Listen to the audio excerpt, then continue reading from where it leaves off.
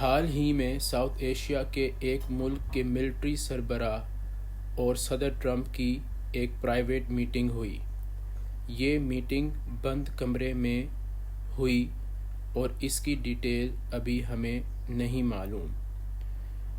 اس ملک کے نجی news channels کی خبریں سنے بغیر میں یہ بات پورے وثوق سے کہہ سکتا ہوں کہ اس میٹنگ کو بہت اہمیت دی جائے گی اور کہا جائے گا کہ یہ میٹنگ اس ملک کی قسمت بدل سکتی ہے۔ میں اپنے بہن بھائیوں کو ایک بات یاد دلانا چاہوں گا ایک مثال کے ذریعے۔ اگر ایک فیملی میں اس فیملی کا سربراہ اپنے گھر والوں کے ساتھ شفیق نہیں ہے، ان پہ شفقت نہیں کرتا، چاہے وہ باہر جا کے بڑی سے بڑی لڑائی، بڑی سے بڑی جنگ جیت آئے، تب بھی اس سربراہ کو اس فیملی کے لیے اچھا نہیں سمجھا جائے گا۔ یہی مثال ہمارے تمام ملٹری کے سربراہوں کی ہے۔ یہ سربراہ ہمارے اپنے ملک میں کبھی بھی سیاسی آزادی اور جمہوری اقدار کو پنپنے نہیں دیتے، باہر جا کے میٹنگز کرتے ہیں، باہر جا کے لڑائیاں جیتتے ہیں، جنگیں جیتتے ہیں اور اپنے ملک میں اپنی عوام کے اوپر رحم نہیں کرتے۔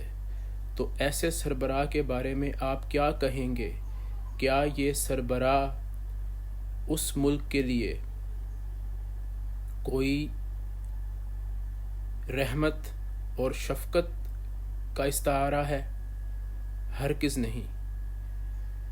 سربراہ کا پہلا کام اپنی فیملی کے لیے رحیم اور شفیق ہونا ہے، پہلے ان کا خیال رکھنا ہے، ان کے معاملات کو صحیح طریقے سے چلنے دینا ہے اور اس کے بعد باہر کے معاملات دیکھے جائیں گے۔ بلکہ یہ مثال بھی غلط ہوگی، کیونکہ جس سربراہ کی ہم بات کر رہے ہیں، ہمارے آئین کے مطابق اس سربراہ کا سیاسی دوڑ میں، سیاسی معاملات میں کوئی بھی عمل دخل آئین کے خلاف ہے۔ اس لیے یہ بات تو دور کی کہ وہ